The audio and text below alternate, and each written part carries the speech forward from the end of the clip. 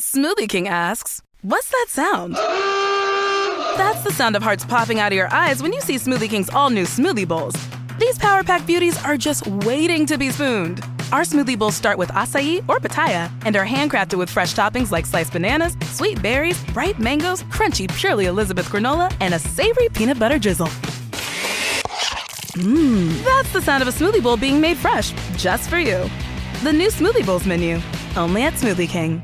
So, you open Google Chrome on your phone, you're rushing to buy tickets to a concert that all your friends are going to. Picture yourself now, crowd surfing to the front, being invited onto the stage, backstage the world tour, and before you know it, you're dancing in Tokyo. Wait, what? 3 tickets left? It's a good thing your saved payment details autofill quickly and securely. There's no place like Chrome. Download Google Chrome on your phone.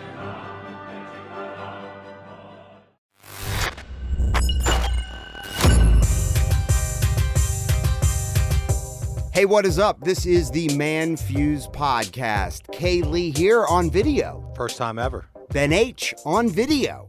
Loving it. I hope you guys enjoy this. We have moved into the world of video. So Video you can realm. see us. The video realm.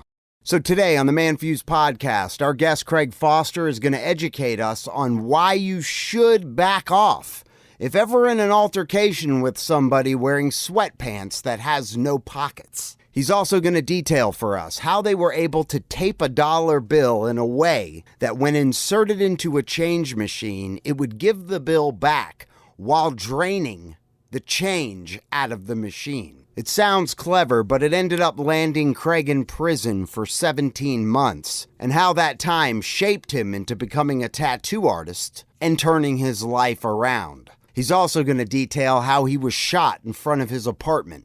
Going to detail his time on Ink Master, being featured in Season 3 and Season 6. I was a little shocked by his answer about working with Dave Navarro, and how did he keep the producers on the show from making him look in whatever way they wanted him to. He had his own strategy. So let's get into it.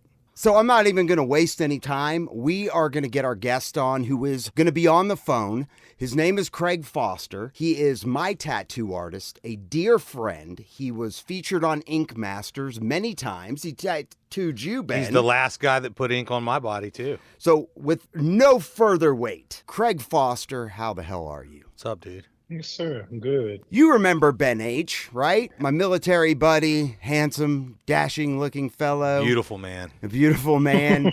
He had a piece of shit tribal on his arm, and you brought it to give it some depth. It. Yeah. You did, yeah. There's an improvement. He brought out some was, points. I was joking, actually, about it being a piece of shit. It wasn't bad at all. It's not that bad. Oh, no. It definitely needs a touch-up. You know, Craig might want to Craig touch her up. I always wondered if we could do something different with it, but I think maybe it's too tribal. You can't really hide it. You know what I'm saying? Hey, you know what? Let's ask Craig the famous question that probably is his number one ick. Hey, Craig, what can you do with that? Do you even remember what it looks like? No. Why would I? And that's really fun. Every day. Every day. You're like, you better just start from new. And you know what's funny? So Craig and I go back to when I was 17, and I'm going to get into our first encounter. Craig is one of my dear friends. I consider him one of my best friends. Yeah. He has known me since I was just a lowercase g. And, but listening to Craig now, who owns his own shop, it's called Skinworks. Hey, Craig, can you give out your Instagram handle for everybody? That's Skinworks, SKINWERKS. Couldn't have said it better. That's it. That's it. It's a great name. He doesn't even use the website, I believe, anymore because all of his tattoos and all of his artwork go up on Instagram. Well, actually, if you were to Google skinworks.com, it actually takes you to a site that you can purchase Viagra. Oh, nice. I always want to get a boner. Who doesn't? You try out Blue Chew.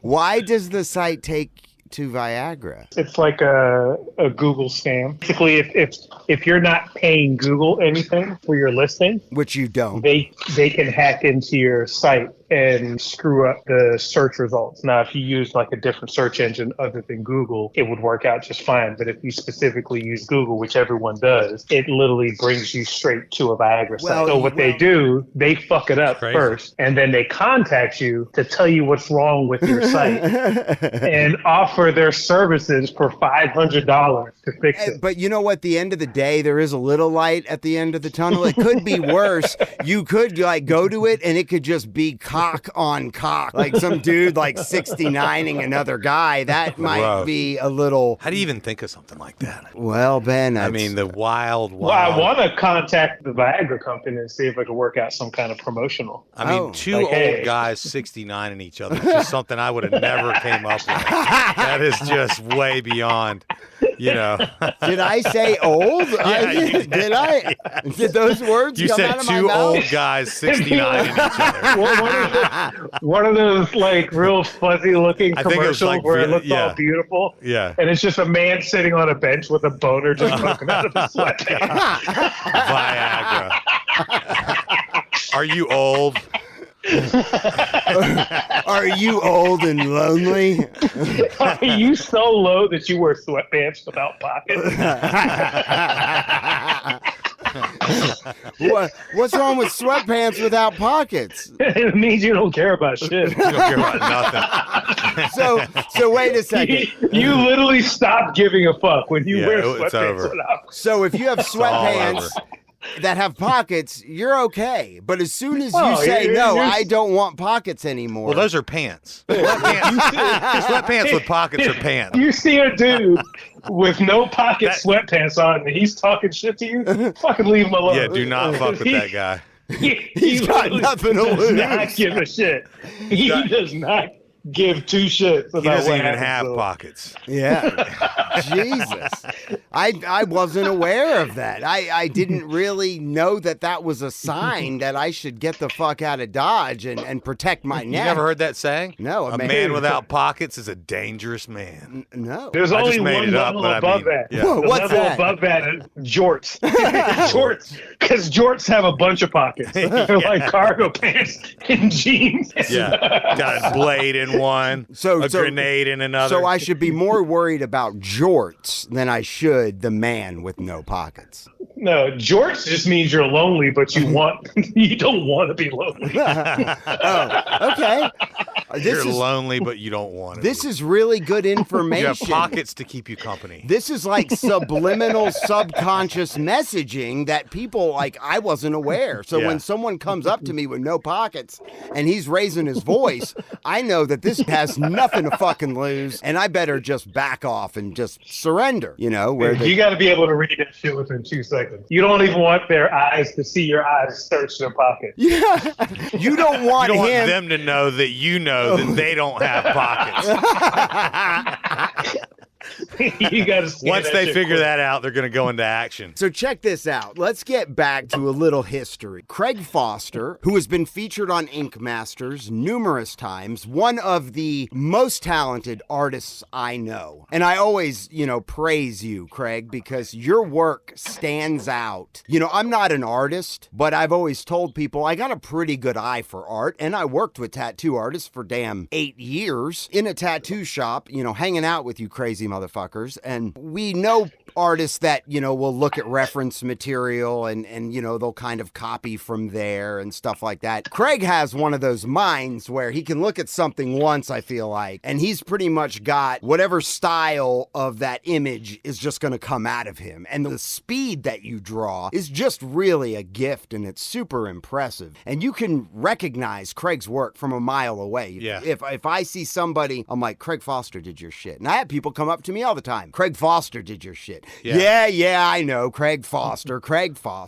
But you got such a wicked style to you. And I tell people all the time, because, it happens the other day, a baseball tournament. man, your color, man, look at that. I'm like, yeah, my boy's like the modern day fucking Picasso. That's what I refer to you as, Craig. I don't know if you take that as a compliment. I'm blushing over here, Chris. Oh, are you? Could I tell that you were blushing? Not really. Because Craig is light-skinned. He's a handsome, light-skinned black man, but I don't know that I would be able to tell if you were blushing.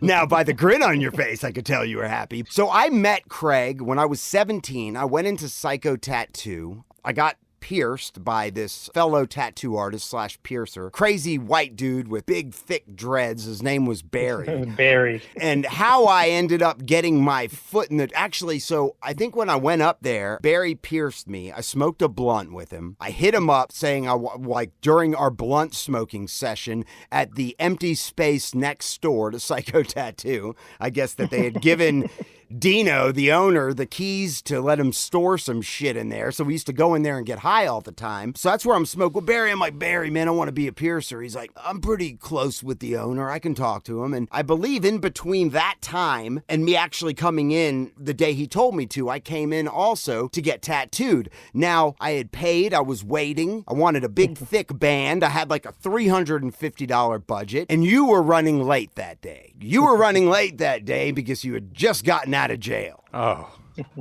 For driving on a suspended license. Happens to all of us. And I remember you telling me, yeah, I got busted driving on a suspended license. So it wasn't any huge crime or anything. And I sat down with Craig and he drew up some custom Celtic shit on my arm and you know, and we chatted it up. I thought we, you know, had a little bond, but it wasn't until I started working there that, you know, I really became close with Craig. And Craig also was the godfather to my son, Kai. I asked Craig, I told Craig, if anything were to ever happen to me and my wife, Put him in the business.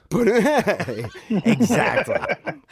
Exactly. And so, you know, you and I worked together for what? It's been 20 years we've known each other now, I believe. Somewhere around that. Definitely.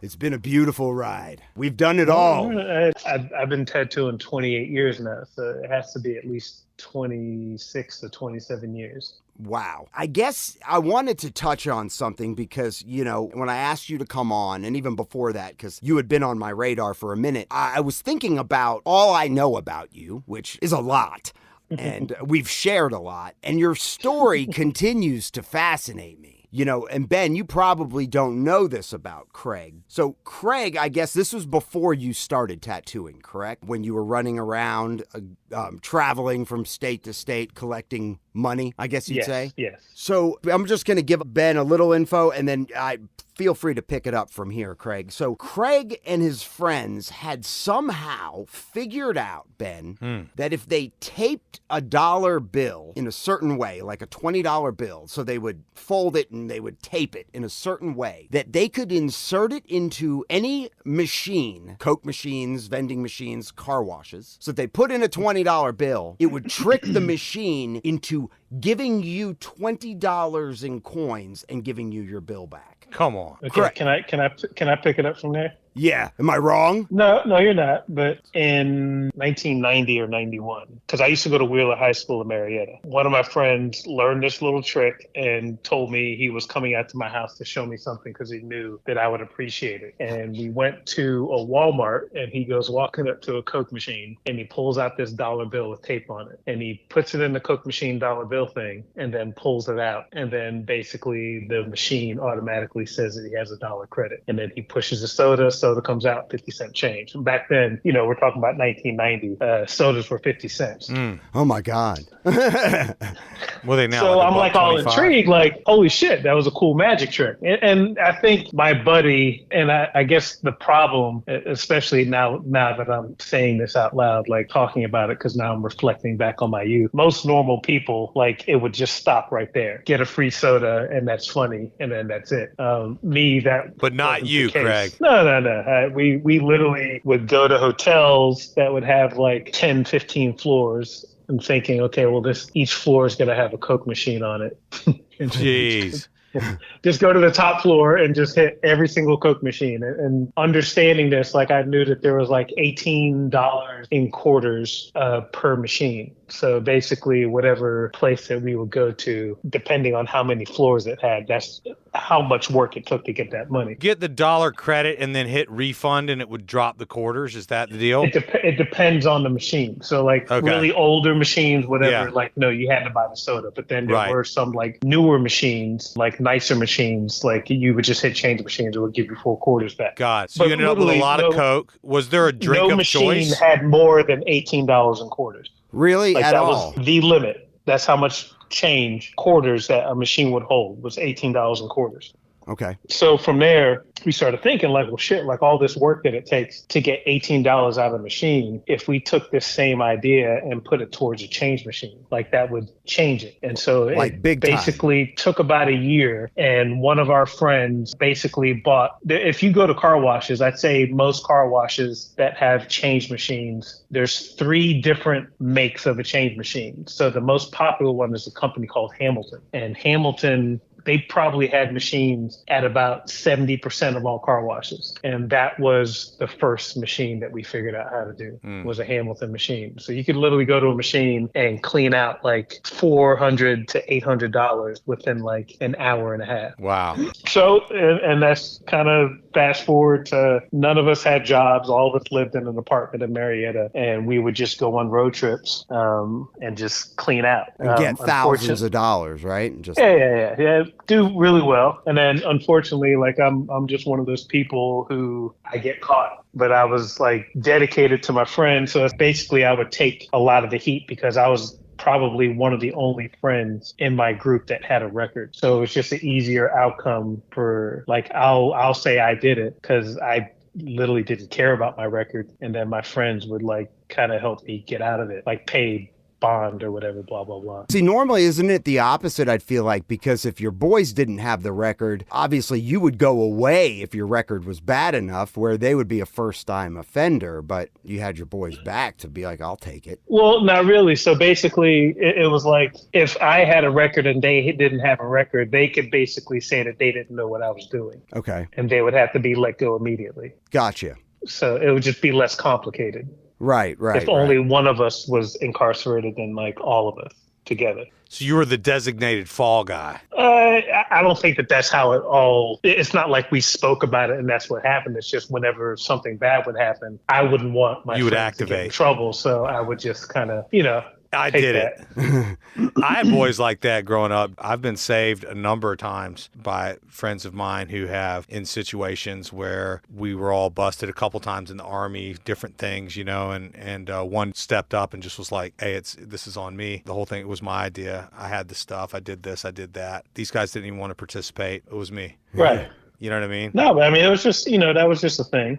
I think the last time that I got in trouble, me and a friend, we were in St. Louis. It was probably the most that I ever got caught with in St. Louis. And we're talking change. Yes. Quarters, whatever. Yeah, it was quarters. So basically the car wash that we went to the night before, the car wash was vandalized. And basically the owner was staked out watching the car wash.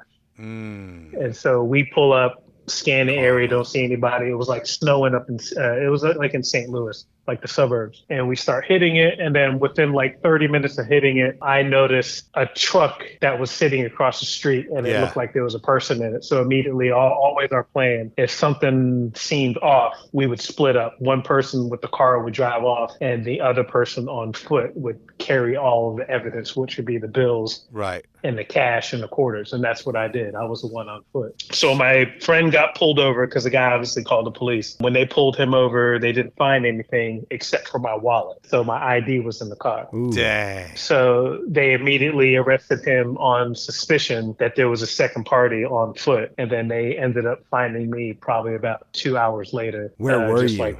I was just randomly walking because that was like always a plan. Like once we get off the scene, the other person would just kind of drive around and look for you. We had like pagers back then. Yeah, I always wondered, like, when you run, like, where do you run to? Like, you can only stay in the woods. Well, and long. you're not in the state you live in either. Right. And it's, Well, I had a pager. So basically, whenever the coast was clear, he could like page me from the payphone. Right. and be like, hey, Would you be like at? in a ditch or like under a culvert? Or... just walking, and I could find a payphone and call them back. I had a bunch of quarters. Yeah, right. You could call. You could call International and just stay there. You could probably go to the airport. You're right. So I hid the money, and the police came and picked me up, and they took me in. Probably within 2 hours of me hid the money. The police station. Well, I did hide it, but it was snowing, so like they in the woods? were able to track my footsteps and find the money. You left a clear indication of where you've been. I want to just say that this is a clear, whether you believe in God or the universe or whatever it is, some people are just meant to be caught so that they can change their ways and go a different direction in life. And I'm not sure if that happened to you after this, Craig, but you're telling me this story, you were meant to be caught here. I was, definitely. So if you get arrested in St. Louis, they have a system called Gumbo. Gumbo is a facility that they hold you there until you go to court.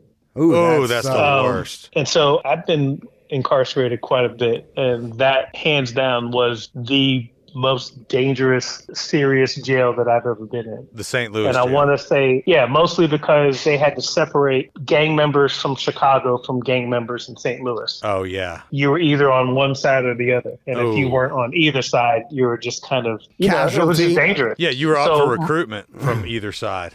My buddy that came with me, he was a white guy. And Jesus, what was that? I couldn't take him out of my sight the whole time that we were in there. Like, basically, if I left his side for like 1 second, he would basically be in trouble, and I would have to like step in and be like, he's with me. You had to like claim him. Like the fact that he was white, he had very little social currency. Exactly. So, and I'm explaining this because basically that was their tactic whenever they started questioning us about what we did and what charges. Because obviously they did not know how the money was removed from the car wash. There was no evidence supporting what we were doing to get the money out. So basically they needed us to admit to it and explain to them. And so basically that was always our upper hand when doing this stuff, that they have no idea of how this money got out. So basically the easiest way was basically to say that you put $1 in and all of the money, it was a malfunction on the machine's part. So basically your charge goes from a felony theft to misdemeanor theft by receiving. Which is helpful. That's pretty sly, though. Like, because nobody, at this point, nobody is on to what you guys know. No, there was no way for them to understand. Basically, you have money, and the machine's missing money, but they have no clue on how you got the money out of the machine. And there's no evidence of you breaking anything. There's no break-in. There's no evidence of tampering.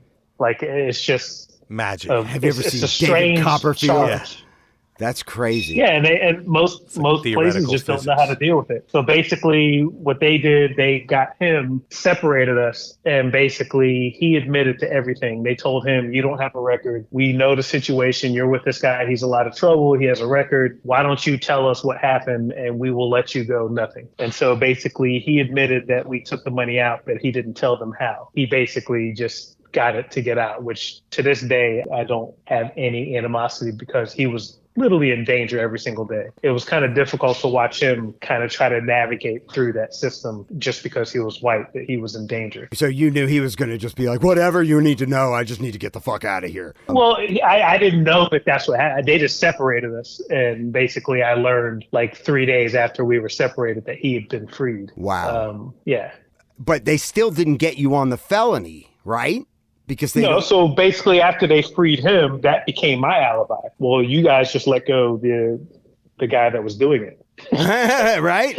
He's the ringleader. Yeah. He told you that just to get out. So like I was sleeping in the car when all that happened. I had no idea what happened. So that was my story. I stuck to it and they ended up keeping me for 4 months. You served 4 months. I sat there for 4 months. Dang. And I think the first time I went in, they offered me 3 years. I turned it down. Second time, 1 year, turned it down. The last time it was basically just probation. Get the fuck out of here. And I took that and I left. So they gave me probation. I left. But when I came back to Georgia, I had violation of probation for getting arrested. Ooh. So basically I got picked up on that probably about 5 months after I came home. And then basically I did 17 months on that, which was another car wash in Marietta. But it was literally $3. I got $3 out of a car wash. There was a way that they could limit how much money you got out of a car wash. That was literally the only fix for it. So if you came to a car wash, and it might still be like that today, if you got $15 out, it would stop taking $1 bills for every 2 minutes. Every 2 minutes, a $1 credit would come back. So under any circumstances, if someone came up and tried to get $16 in ones, it would stop immediately after 15, and then every 2 minutes you could get another dollar. So I think like under normal circumstances, the machine would never pause. Didn't you get caught with the tool? No, I never got caught with a tool. You never got caught with the tool. I could have sworn Never. like in all of our banter back and forth that, so you ended up serving 17 months. You're versed in weed. So do you remember that place, This, That, and the Other? Of course. I love that place. So This, That, and the Other used to sell these safes to put weed in. Right. They would like literally be like a WD-40 can. Right, of course. Or something like that, and you would unscrew the bottle. So that's what we used to keep the bills in. And like a water bottle. They make water bottles. Well, we specifically had a gunk engine cleaner. And basically it would always have like 3 legitimate cans of gunk engine cleaner. And then one was a safe that we kept the bills in. And never did they ever find the bill. Wow. That's crazy. So did you do 17 months in like the county, or did you go to prison? Well, that was prison. So basically I got caught for $3. It was a felony, but basically there was no evidence and I never admitted to it. So basically all they could get me for was misdemeanor theft by taking. But the prosecutor was really pissed off about that. And so basically he took my misdemeanor and turned it into the state. And so majority of all inmates in the prison system are called felons. Right. Are you familiar with that? Yes. So basically felons are they're people charged with felonies. I had a misdemeanor. So basically I was I think the whole time that I was incarcerated, I met one other person with a misdemeanor, and I can't remember what his specific charge was. But basically, instead of having an EF number, I had an EM number. It was an earned misdemeanor. I did 17 months. The day before my release, St. Louis, who was never notified that I was picked up on violation probation charge, put a hold on me, and they basically came to the system, picked me up, and I was extradited from Georgia all the way back to St. Louis. For what? A rate for violation probation. Oh. My violation probation was for getting arrested in St. Louis, so I didn't technically get another charge, but St. Louis didn't know that. Right. Basically, they just saw that I'd never reported to the probation that they put me on, and so they put a hold on me. Dang. And they extradited me back to St. Louis. The day before you were going to get out. Right. Oh, my God. So I remember at that time, it was 2 officers. They looked like FBI agents. I don't know what they were, but basically they took me on a private plane from Albany, Georgia, all the way to Atlanta. And then basically I boarded a commercial flight in Atlanta to fly back to St. Louis. I was sitting in the back seat, and I remember the pilot had to announce to everyone on the flight that there was a prisoner being Oh my God. being extradited, sitting in the back, and for no one to speak to me. So of course everybody on the plane had to go to the bathroom to look at the prisoner in the back. Did you get head? It'd be awesome if a girl came back there and she was like, "Hey, God, I'm going to suck your dick." I will say, like, if this hadn't happened to me, I still have doubts that I was done with getting in trouble at that point. So that was like the end of it. So, to me, I was just like, I'm fucking done getting in trouble. Which I thought about that too, which is amazing that you were that much in the system. Because I don't care if you're black or you're white. And I guess, you know, being black, and I can't relate to this, but I hear it from you and other friends of mine that, you know, you guys have to deal with racism at a whole different level. Like when you're getting pulled over by a cop, you've even had to instill some wisdom to your son because of that kind of fear. You hear it all the time. But anybody that gets into the systems could be a struggle to get the fuck out, I would think. No, it's true. It is. I mean, it's difficult. Like I said, like if I hadn't have been extradited and had more stuff to deal with. I don't think that I was fully ready, settled on what I wanted to do. You probably were like, I'm about to get out and I'm about to go get some money and I'm about to go do this and I'm about to go do that. Well, I was tattooing. That's why I started tattooing in the Georgia system. And how did you make your machines in order to tattoo? Out of radios. Wait, you made tattoo machines out of radios in prison? So basically, if you can buy a tape player, like a Walkman, on the store commissary. So if you take that Walkman and take it out, there's a motor that's inside it. So basically, you would just buy a Walkman and take the motor out. And then you go to the band room, which they had a band room. You get an E-string, which it's like a hard wire that has more wire wrapped around it. So it's like one of those really thick bass strings. Yeah. And you unravel that wire and the hard wire that's in between it. That's your actual tattoo needle. Okay. And then it's just, I could make one right now if I wanted to. Like, you just get a pen, just a simple rotary tattoo machine powered by batteries. That's wild. Isn't that wild? But that's what I was doing. So at that point, that was my plan. Now, let's say if I hadn't have gone back to St. Louis, I probably would have done change machines to try to earn money to get into tattooing. Gotcha. But by the time I got back to St. Louis, that definitely was not. And so how long were you held in? How long were you in St. Louis? So for 30 days. Okay. So basically, I went to St. Louis, and once I got a court case, so my probation, the way it worked, it was called 3 years probation with a 1 year backup. So basically, if you violated that probation, you would have to serve a year. Dang.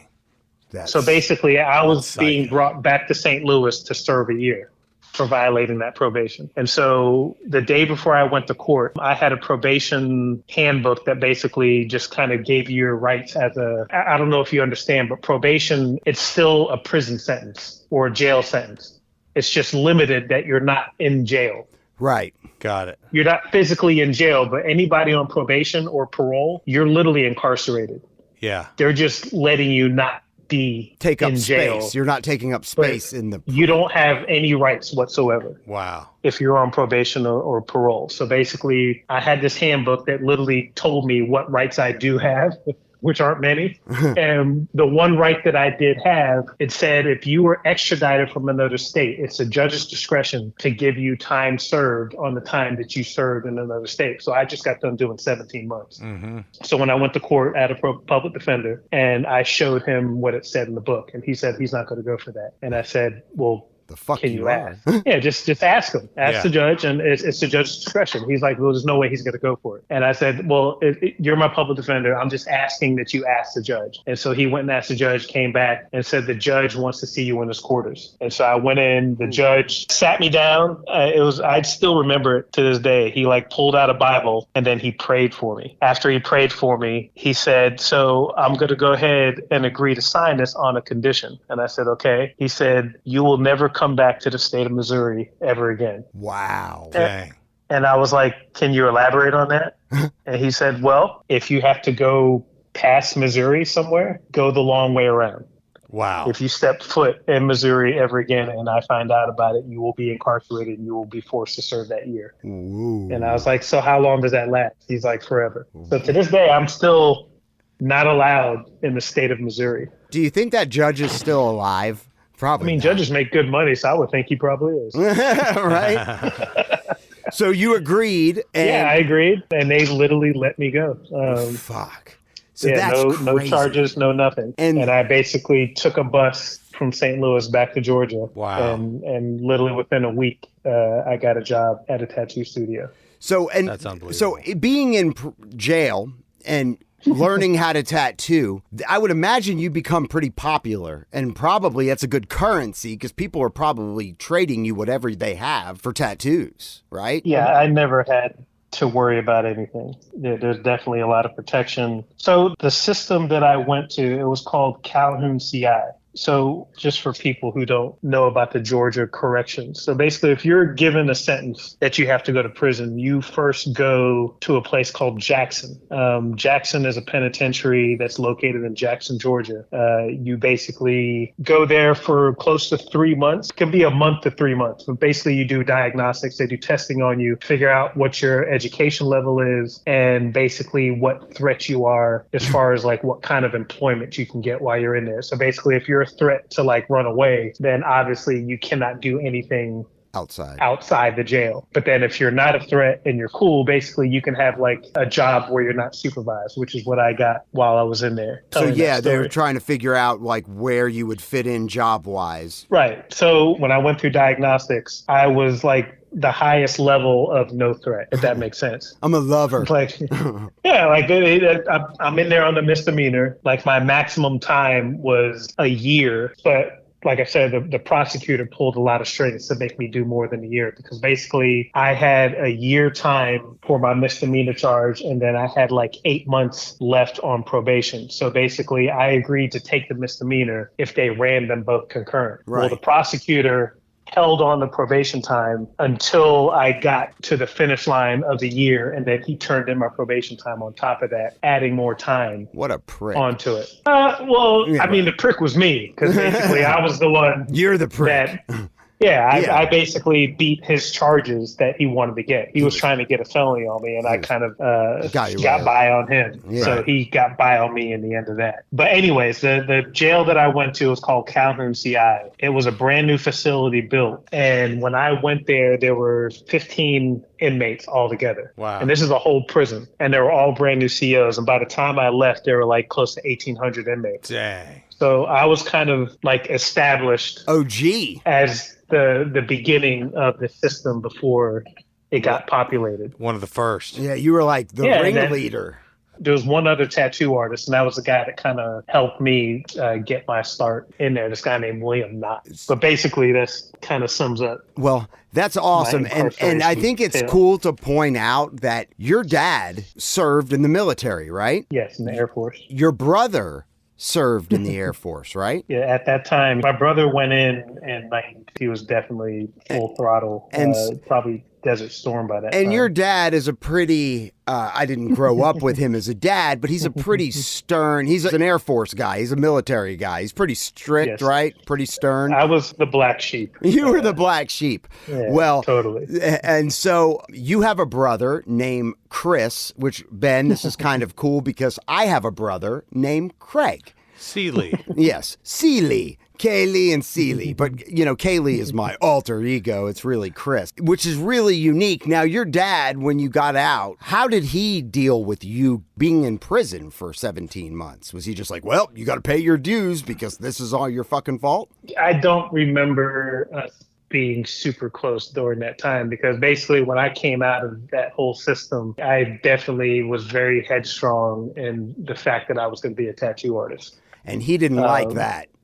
No, that wasn't, we're talking about 1995. So it's funny, I was watching the Chicago Bulls versus the New York Knicks, and there was a game in 1995, and there was not one visible tattoo on the whole floor. I was watching this on Classic ESPN the other night. That's pretty cool. Like, if you think like about this is before Rodman. I mean, Rodman to me was like one of the first like heavily tattooed basketball players back then. But right. That was before Rodman was on the team. So I was watching this game, and there was not one visible tattoo on the floor. So tattooing was definitely still right in a shroud of mystery, you know? Right. Yeah, it was illegal in a number of places as well. South Carolina and New York were still illegal back then. So your dad wasn't really thrilled with your career choice. And even later on, he still wasn't thrilled for quite some time before accepting it, right? And being like... It took him 2 years to just take it serious. I want to say working at Psycho, it was like my first full working year at Psycho. Like I had passed over $50,000 that year. Right. And so... basically, when I passed $50,000 in a year, that was like the first time that my dad kind of paid attention to it. It was like, okay, he can support himself. Yeah. Right. I don't know what my dad pictured before that, but I guess he just pictured sucking dick for money and tattooing. Just hanging out, fucking just drawing tattoos on people and people just smoking and whatever. But Craig, let me ask you this real quick, man. Do you have any? Sure. Do you have any photos or any record or anything of any of these prison tattoos that were done with the Walkman radio as like reference? No, I don't. I mean, because there's people out there today walking around with these tattoos. Yeah, they are. With Craig's I Walkman personally, tat. so when I came home, I was trying to get a job at a tattoo studio. So I was doing tattoos out of my apartment. Must have hurt. And so I definitely have friends who have those first tattoos that I still speak with to this day. That's cool. That got tattooed with The Walkman? a homemade walk. I came home and made one. That shit must have hurt. Was it worse than like a regular? I mean, it had to be, right? Because it's just a needle. And what kind of things did you draw, though? I mean, could you draw anything, or was it just like words and letters? If you think about it, like the Walkman tattoo machine definitely had less power than the actual voltage supplied tattoo machine. Yeah. So it's probably easier. Okay. But it just took a lot longer because there weren't like needle configurations and stuff like that. You had like one a sewing size machine. You were limited to one needle. Right. That's it. Like it was just a single needle. And there's still people to this day that do single needle tattooing, but it's a very tedious process. So it doesn't hurt as much, but it takes a lot longer. It's very fine lined. Right?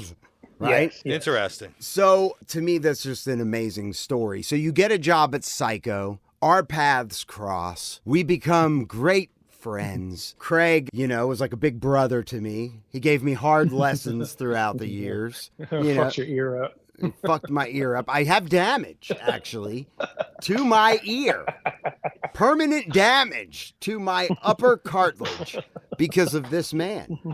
I remember getting my ear pierced, and I pierced my cartilage with a ring, and I was wearing this gross beanie. And then Craig and I were wrestling, and he put me in a headlock and drug my head across the carpet. Oh my God. And the next thing you know, my ear blew up. Oh no. I was in the hospital. I had to have it drained. Do you remember? Hey, Craig, do you remember? I think you learned it was shit in jail. So I had just started piercing, and I've said it before, but this is when the trend. I got in at this shop that became one of the busiest shops in all of Atlanta. Yeah. And the trend exploded. And I mean, it was like I was a rock star. Yeah. I mean, you remember Paula? Paula! It was like the first chick I ever banged. Oh, no. All right, from and there. And her name was Paula? Did she talk like that, Paula? Sounds like an old fucking Jewish guy. She probably, not Paulie. Paula. Paulie was the first man that ever banged me. You know what I remember? I remember she used to come in and you guys would make out, and I guess Russell, and this is the owner's brother who managed the studio. Who was gay. And it was the owner's gay brother. He was old school gay. He was old literally gay. Oh, he was like the equivalent of your grandmother that was ex-slave. He was a little bitch. He had to deal with a lot of shit growing up. Oh my God, he got beat up a lot.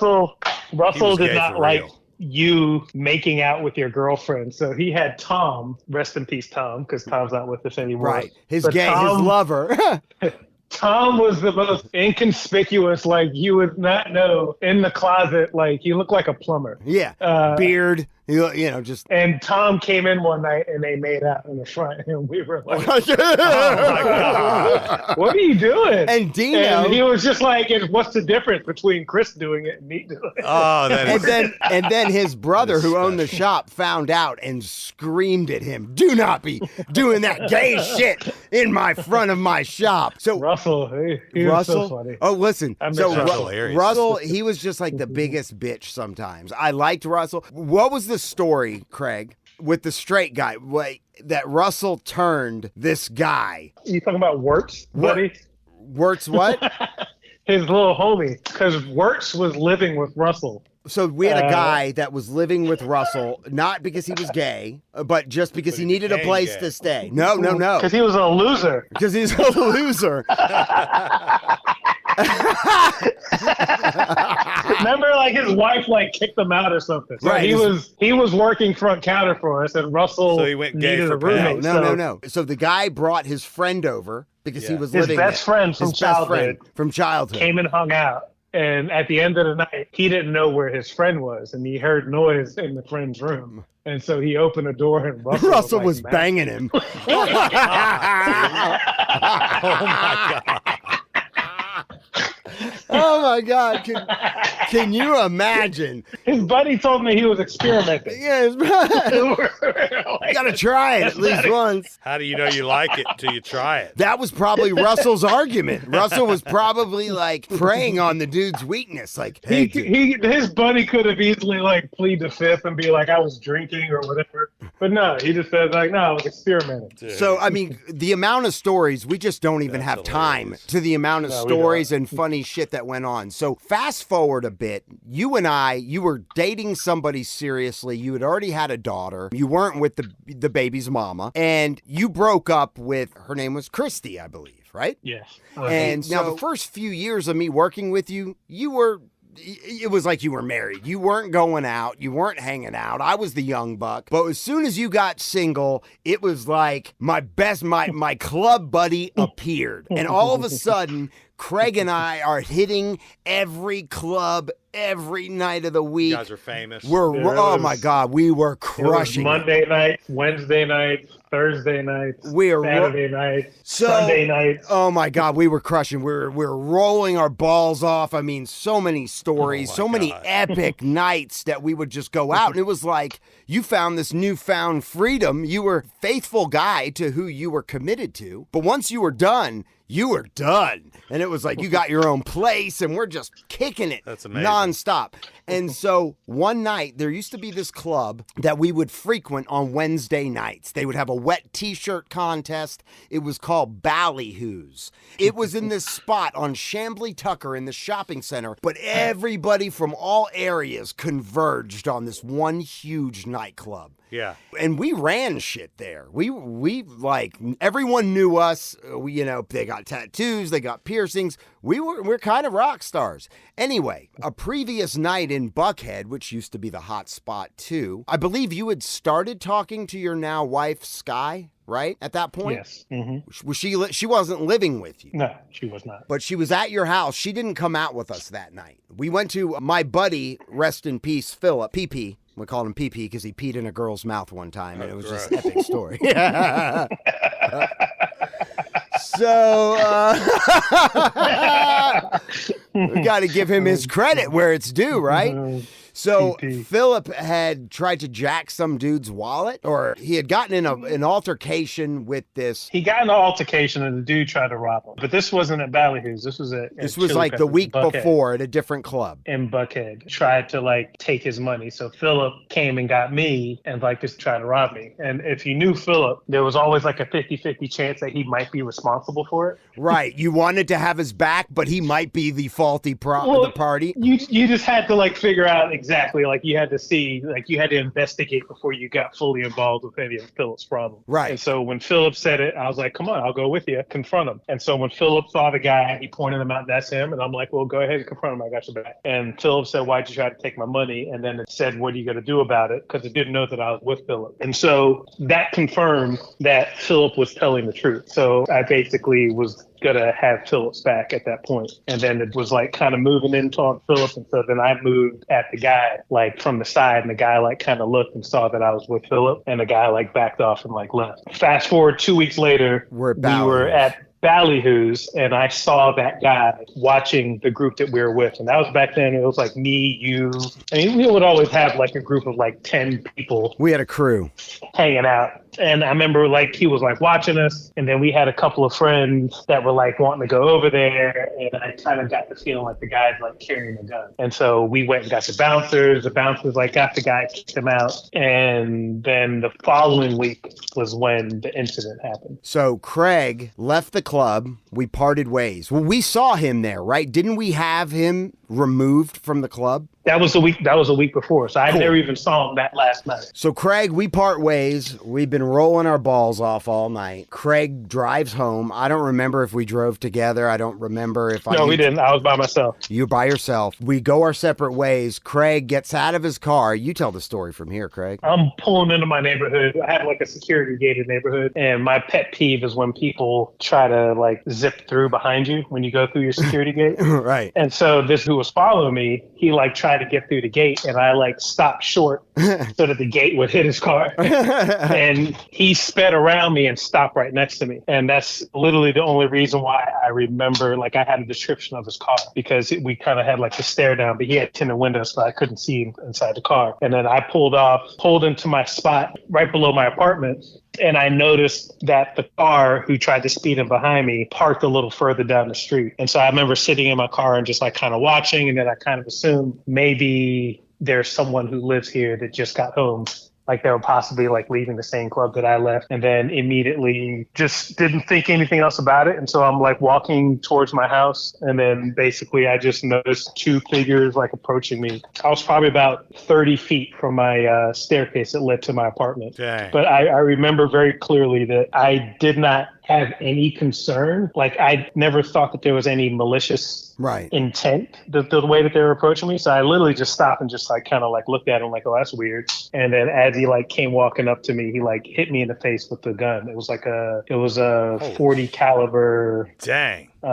It wasn't like a polymer, so it was definitely like a full metal. Like It was like a solid pistol. He hit me in the face with it. So when he hit me, he was like, give me your money. And I think the first hit, it was hard, but it more confused me. Like, I don't think that at that point that it was even registered that I'm being like robbed. Right. It was more like somebody just like walked up and accidentally hit me in the face. Right. And that's kind of where my concern was at. And I remember like looking at him and I felt my face and I'm like, why'd you just fucking hit me? And then he hit me a second time on the top of my head with the gun. And I remember the second hit was the first time that I felt the first hit. Like, I guess it took a couple of seconds for the hit to even register. Right. So my hands went up, and then the guy got behind me. There was a second guy that was like standing there, and the guy was like going through my pockets. And then I guess he had pulled like $3 from like my left pocket. Once he pulled the money out, he told the guy that the money was in my other pocket. And I remember at that point, the second guy had already backed up maybe about 5 feet by the time I paid attention to him. And it looked like he was just like walking backwards, like something wasn't going right. So I'm assuming that they had planned to just come up and knock me out and rob me, was what the plan was. But after the second hit and I hadn't gone down, I think that everything just started kind of going sideways. So the guy hit me a third time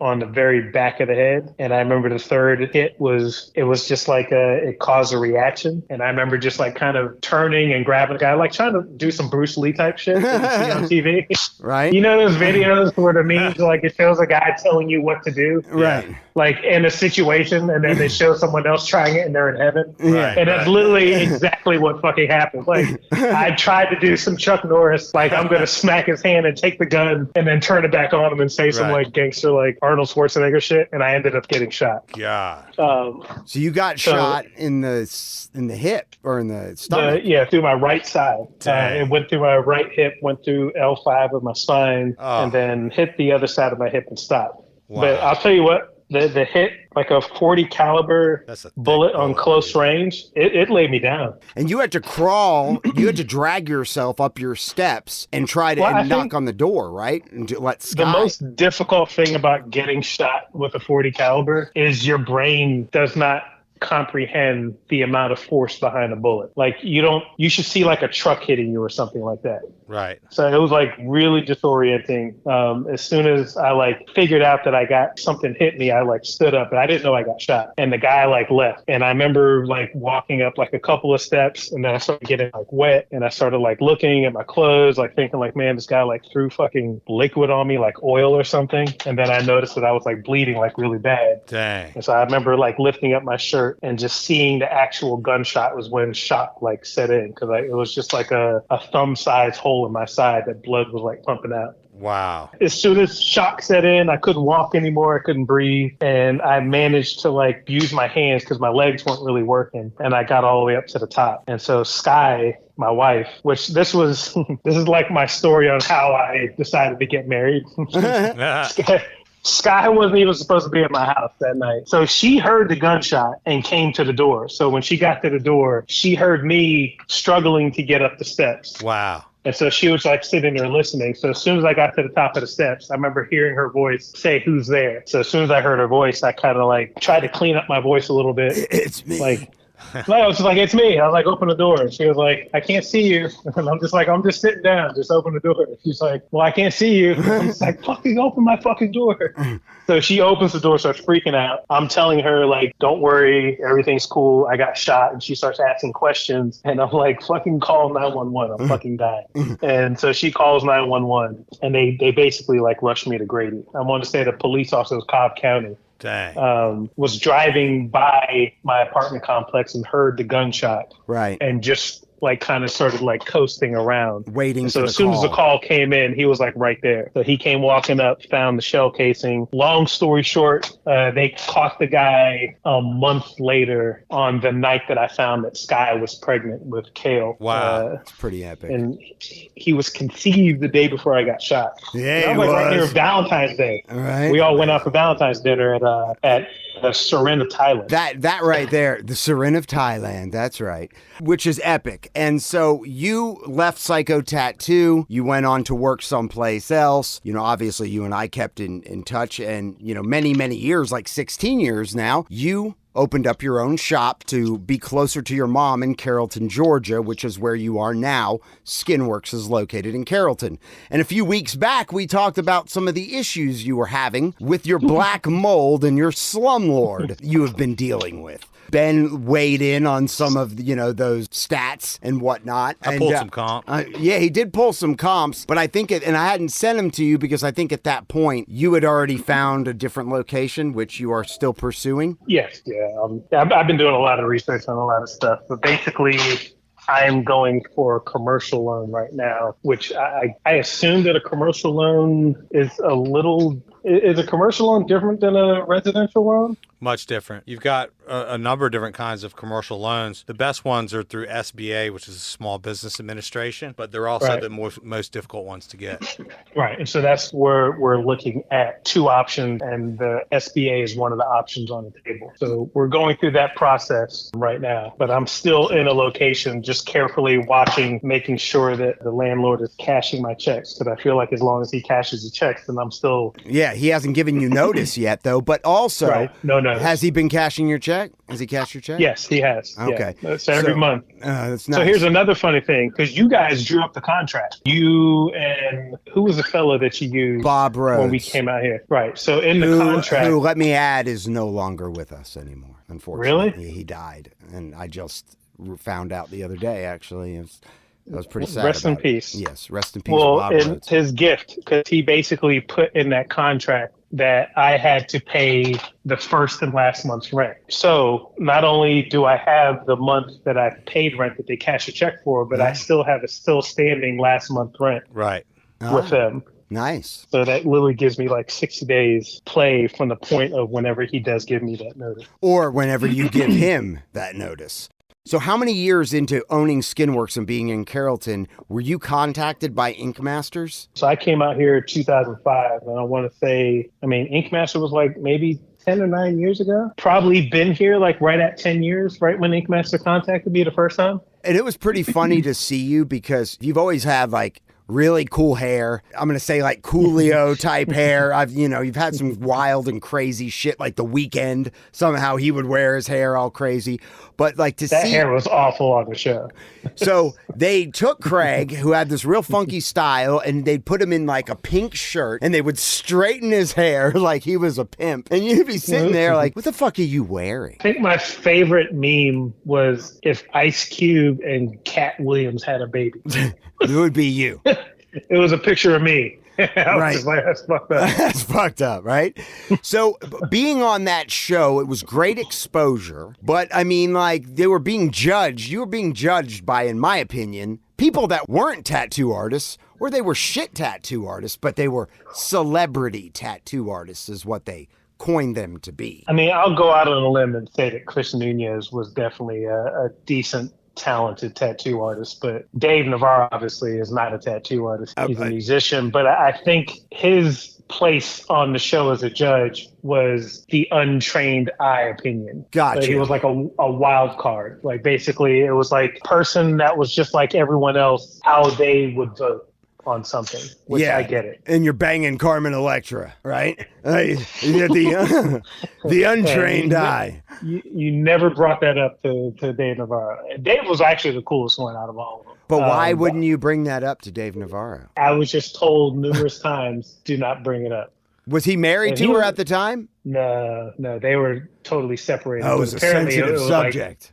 It was definitely sensitive. Don't look Dave in the eye. Don't look him in the eye. Yes, I never fucked with him on that, but what's his name? Oliver Peck was an asshole. Yeah, that dude was a prick, and I hated that motherfucker. But you were definitely one of the most talented people on there, but it was strictly a political fucking thing, right? I mean, like, they were the drama that they were trying to get. But, I mean, you give me the details, because behind the scenes... I mean, it's a TV show, so, like, when you watch it, you know, as a tattoo artist, you put yourself in the position of the tattoo artist that you're watching it, and you kind of tell yourself what you would have done in the situation. So it was, like, interesting to watch the show, but then to be on the show and to learn that the whole purpose of the show, and this kind of sums it up, it's just to sell commercials. You don't really get that they care as much about the industry as much as their responsibility to sell commercials for the network, which would be at the time Spike Television. And I get it, but like going into it, it was really challenging to learn that it wasn't about us. Right. You know, like we're just kind of tools. And they're giving us opportunities to expand our careers, but we have to jump through their hoops so that they can sell commercials. Right. But I mean, they're legitimate. I mean, what you're seeing is real. I mean, they are all about tears. They love tears. Didn't they? You had told me that they tried to get you to have conflict or, you know, have issues with people, but you were like, no, you're not going to fucking spin that shit on me. Like, well, I mean, I've always had authority issues all the time. So if I feel like I'm being manipulated at any point in time, then I just immediately go into rogue mode where I try to fuck it up. Right. But they use the canvases as tools to get you to talk about subjects that they want you to talk about. And unfortunately, the first time I was on the show, those subjects were kind of off limits because in my head, like, I'm just going to go there. I'm just going to tattoo. I'm not going to get in any kind of shit. I'm not going to be all dramatic. I want to basically show artistry and show the side of tattooing that I'm proud of. Right. Which is, you know, to me, like a great tattoo artist would probably never tell you that he's a great tattoo artist, if that makes sense. Right. Just like a badass who's like can fight and kick your ass is probably not the one that goes, I'm the badass. Right. You would basically end up getting your ass whooped if you tried the guy that just doesn't talk about whooping ass. Right. Exactly. And that's, to me, it's more special. But that was like my placement on the show. Like, that's, to me, this is who I'm going to be on the show. I'm not going to talk. I'm not going to do anything. But unfortunately, that wasn't what the show's about. The show wants that. They need drama. They need storylines. But I wasn't there for that. Mm-hmm. So that's kind of why I was eliminated the season 3. But I don't think that they understood that my quiet position on the show would become a character. Right. Exactly. Which it did. Right, exactly. It's awesome. And it's awesome that you were able to, despite their efforts, carve out a character for yourself. Speaking of whooping ass, you have a story that you told me the other day. And Ben, I need you to focus on this because this is a monumental... I'm focused. This is great. And then we will move on to the end of our finishing segment that we have to do. So, Craig, someone came into your shop the other day very abruptly. Now, to paint a picture, when you are back there, and Ben, you've been there, you're back in the studio in his little office. It's like this main area, but in the back. And he's got cameras so he can see, it goes ding, ding, and he can see everybody that walks in the door. Craig, I believe you were in your studio and you watched this white dude walk in the door. And well, I just got done with a tattoo. So I just look at the camera and I see this kind of country thug come walking into the door. But they're the worst. Literally, as he walks into the door, like hadn't even shut the door yet, he screams out hello, like a very impatient hello. Right. Which kind of put me in a defensive position as soon as he like walked through the door. Right. So I basically walked out casually and I kind of looked at him, and as soon as I saw him, I could see that the kid was kind of like daytime intoxicated, you know, and he just immediately just starts telling me like an idea, like, oh, this is why I want to get tattooed, and just started saying it. So I cut him off while he's explaining it and said, you can't get tattooed today. I didn't like do it in a dick way. Like, basically I'm saying it because he's drunk. Right. But I'm just making clear, like, there's no need for you to explain what you want. You don't need to speak anymore. Right. Yeah, so he just, like, kind of looks at me, squares up, and he's just like, well, shit, oh, you guys are booked up. And I'm like, yeah, we're booked up. And then he just like kind of turns and he says something under his breath and then slams the door and walks out. So like I'm like sitting there and I like go to the window and I see like there's like another group of people, maybe like 5 other people that are on their way coming into the shop, and he kind of cuts them off. Like they're fucking booked up, you know, fuck them, let's go to another shop. And so like I go to my other guy's room that's like literally facing the same side, and I like peek out the window and I see them all out there talking. So I'm explaining to my employee what just happened. And while I'm explaining it, the guy who I told can't get a tattoo, he breaks off from the group and goes into the back of the studio. And so when I see him like walk back there, I'm like, well, where the fuck is he going? So I go like walking to the back and I look out my back window and he's just in the back of my studio peeing. And so now I'm just like, okay, I'm going to fuck with him. Like, like I'm already like pissed off at him, so I'm gonna fuck with him now. So I open the door and I like yell down to him like, "Hey, you can't fucking do that here!" And he turns around, pants still open, like he just literally just cut off the pee, but he still has his stuff out. And he's like, well, "Where am I supposed to do it?" And I'm like, "Well, not fucking here." Fucking go somewhere else and fucking do it. And then he just like said something under his breath and I'm like, "What'd you say?" And he's like, "Nothing, man. I gotta call somebody to come get me." And I'm like, "Well, go somewhere else and call him." And he's like, "All right, I'm going." I'm like, "Hurry up, get the fuck off my property." And so as he's like walking, he's like on the phone and he's like saying, like kind of explaining that he's being kicked off the property and they need to come get him. And he's literally calling the people that are in front of the shop, which he could have just easily walked back up to the front of the shop and been like, "Hey guys, we got to go." Right. But he's walking off to the side of the shop and calling them. So like as they come like walking, and then I guess all the people pile in the car and one guy's like walking on foot. The guy comes like right below me that he's talking to on the phone, and the guy like says something like, "We're coming." He's like, "Yeah, shut up, dude." And he just like looks up and he sees him standing there and he's like, "I'm sorry." And I'm like, "Oh, no worries, man. Just get him the fuck out of here before he gets himself in trouble." And the guy's like, "Oh, we're getting him. Don't worry." And I'm like, "Yeah, no problem." And as soon as he says that, the guy turns around and screams out the N-word. Yeah, effing ninja. But I'm not going to say the actual word that he said. Unfortunately, I have zero tolerance for that fucking word at all. I mean, I'm 52 years old, so that's just like bullshit. I have to black out for a minute and teach a lesson. So I'm not secretly, coherent. were you like, yes? No, it looked like, yes. You know what? I mean, honestly, like as soon as he said it, it's like I just saw stars.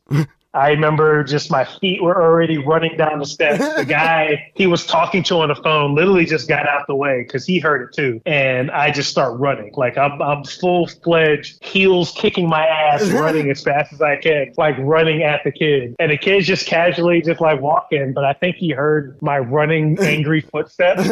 And he turned around to see me like literally peeling rubber at him. And he starts like backing away. But he had this like fucking smile on his face, like it was funny. And I definitely wasn't running to him to tell him a joke. Like I'm literally like running at him like I'm gonna fuck you up.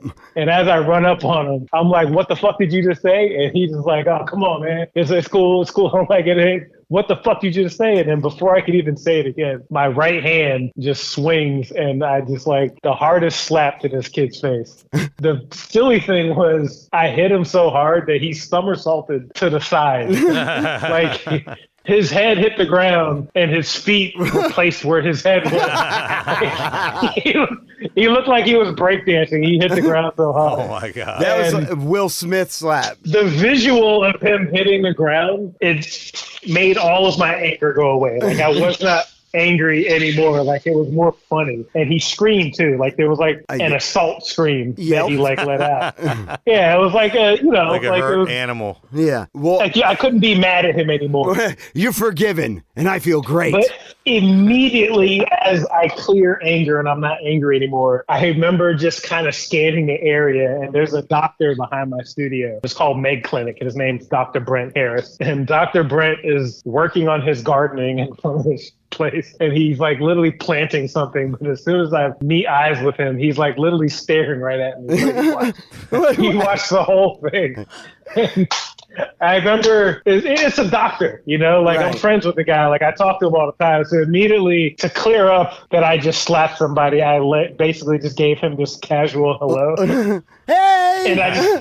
And I just walked away like nothing happened. Like I just like walked back towards the studio and I basically had to pass up this kid's friends. And they're like apologizing as I'm walking by just in case I was going to slap them too. And I'm like, it's funny. It's cool.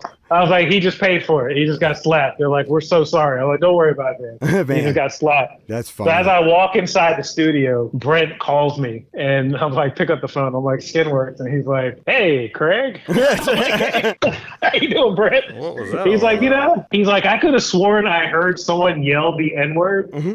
And before I could even look up, you appeared like a genie. You were like screaming at this kid, what did you just say? So you kind of confirmed I heard correctly what I heard. And then before I even knew it, you were slapping the shit out of me. He's like, man, that was the most amazing thing I've ever seen. I've never seen a slap so good. Just teaching lessons one at a time. You can't say that word in front of me. I was like, I cannot take responsibility for slapping that kid because he said the N-word. I can't help it. Today we're going to close it out the only way I know how. This next segment's going to be vulgar, immature, childish, rated R, rated NC-17. I don't know any other way you can narrate an erotic novel and not have all those things. Let's just say there's a lot of adjectives coming your way. So here we go. It's an erotic novel threesome. Can you open up that document real quick? This is a tradition that I think you need to share, and I know Ben's probably got shit to do too, and we'll wrap it up. Ben, can you grab your script? Of course. Okay, it says 1 of 3. Now, this is what we are going to do. This will be part 3 of our interview with Craig Foster, and we are going to end it with a reading of this erotic novel that I narrated a long time ago. Now, what Ben and I normally do is we just go paragraph by paragraph. So Ben will start it off, I'll do the next one, and then you can go the next one. Because the third paragraph is real skinny, Craig, you can do the third and the fourth down. Yeah, that's how we're gonna roll. And I think this will be glorious. And I'm gonna put in porn music post-production. So Ben, would you like to do the honors? Absolutely. Oh, wait 1 second. Now, we will try to replace words like cock and and things like that with a fruit or vegetable, but if you can't and you have to let it go, then just let it go. That's right. Those are the rules, sort of. Make sense? Okay, hold on. I'm putting it up. Okay, I got it. Okay. Ben, let's roll. So wait, so what is the highlight? What's the highlight? That's all the bad words. Just read the words.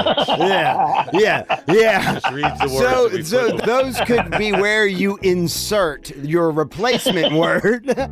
Could be fruit, vegetable, condiment. Yeah. Really or, anything out of the refrigerator. Yeah. Or, You know? but if you can't think of anything, just say it. Scream it out. Let it be known. All right, Ben. If you have to say cock, just say cock. Yeah.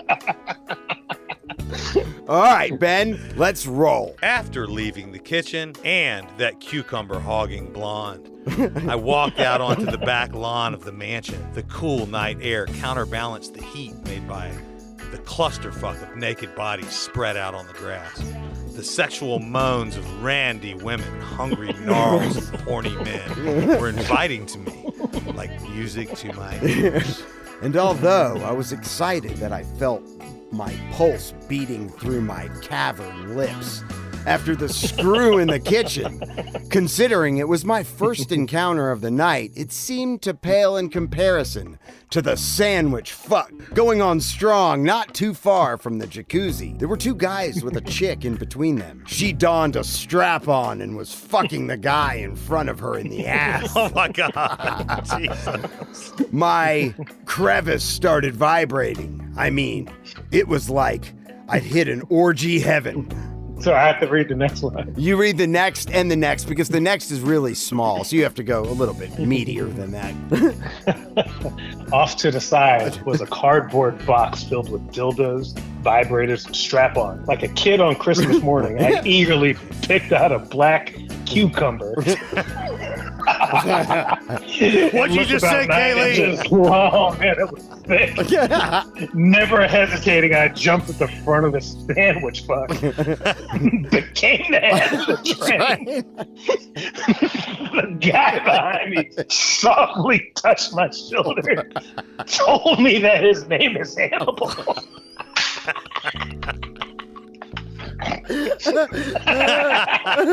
Seemed like an awkward name, but then I figured who gives out their real names in these types of functions? Could be anybody. I damn well please. Fucking Hannibal. My name is Hannibal. Oh my God! I like that he picked a serial killer as a name. I know. Fucking Hannibal. Hey, I'm Hannibal. Oh, sounds Wow. good. Stabbing you. Oh God, Ben. God, I'm crying over here. I laid on my side and said over my shoulder, I'm Ivana. Ivana fuck a lot. Oh my God. What horrible He gave me a writing. smile, letting me know that he caught the joke and that he was satisfied with what I told him. He looked like he was in his mid-30s, and the crow's feet around his eyes gave him a sophisticated attraction. He swept his thick tongue across his lips while stroking himself slowly. And I thought to myself, by gum, I've met a gentleman. Oh, really? Oh, I turned around, lifted my leg in the air, and let Hannibal slip his watermelon into my ass. It wasn't easy for him at first. I was tight, but he added pressure, causing my hole to wrap around his helmet with a snap. It was a little painful because I hadn't been handled that way in a while. But when he grabbed a mini bottle of lube and rubbed it on his shaft, my starfish, the pleasure outweighed the pain as his throbbing thing sank deep. He almost said it. Yeah, I almost said throbbing cock, but whatever. Craig? I let him repeatedly glide in and out of me, sharing the flow, the rhythm of other three bodies. It probably smells bad in that room. Yeah. 3 bodies behind me, as well as all became one. I melted in the sounds of moans and dirty words surrounding me. The excitement of people crying out, urging on the eruption of orgasmic pleasure. And oh, fuck yeah. Oh, shit there. Made my kitty cat tingle and butterflies dance around in my stomach. Hannibal lifted my leg a little higher, spreading my... I relaxed and let him do most of the work. I surrendered. All right, Ben, bring it. Hannibal. I'll bring it home, and we'll cap it off at the end of this page. Holy shit, my eyes are crying. Then I looked over at the jacuzzi and noticed a familiar face and unfamiliar plump breast submerged in the bubbling jacuzzi water. It was my friend Karen. Hey, Karen. I wasn't sure if she'd agree or not, but fumbling with a strap on, I put it on anyway, never stopping or slowing down Hannibal as he sped up the motion of his hips. His thighs slapped my ass cheeks, louder and faster with each plunge of his hard piece.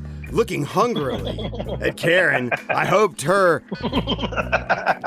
gorge was ready because I was going to show her a side of me that she'd never seen or felt before. You're kind of into topography today. We've got gorges, Yeah, I know. shafts, Hold on. caves. Let me just bring this last paragraph home. I'd prepared to call out her name, but figured it an injustice to her if Hannibal and I were using aliases. Plus, it was difficult to call out anything besides a wail of painful ecstasy.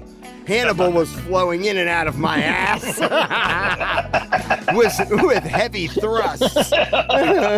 His sweat dripped, sticky skin slapping against mine. But I kept my eyes on Karen. Just staring at her. I must admit, I feared she'd walk back into the mansion before I had a chance to share this wonderful experience, and I'd gathered all my strength. I needed to call her by her nickname, Honey Bunny. End scene. All right, man. Man, that Wow. was, thank for your time. That was funny. I mean, obviously, we could talk another 2 hours, and I want to get you back on at another point. Will you give out your info again of how to reach you? Instagram at Skinworks, SKINWERKS. Oh, Chris. Yeah. This story made me think of, we had left the club one night. We went back to my apartment to the pool, and we were in the hot tub. And there was a woman in the hot tub with a bikini with her back to us. And we all decided to get into the hot tub, and the girl never turns around. And we're all just like sitting there like, Yeah, we're like, who is what's that? up And with we're this? like whispering to each other, and all of a sudden the girl coughed, and it was like a man cough. It was like And we were all like, what the fuck? It was like a dude in a bikini. And then he at got like out. 4 o'clock and in he the was, morning. and then he was ripped. Remember when he got out of the water and his back was like...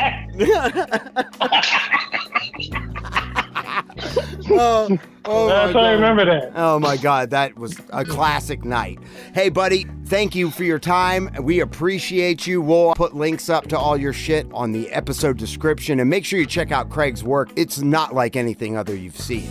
And he does some custom-made stickers called Snack 2s, and you even do these guns that are kind of characters as well. Good talking to you, man. That's fun. Bye. Hey, once again, thank you for listening to the ManFUzed podcast. Join the show by hitting us up at ManFUzed.com or send us a text or voicemail at 770-744-5227. Hit up Craig Foster at Skinworks, SKINWERKS.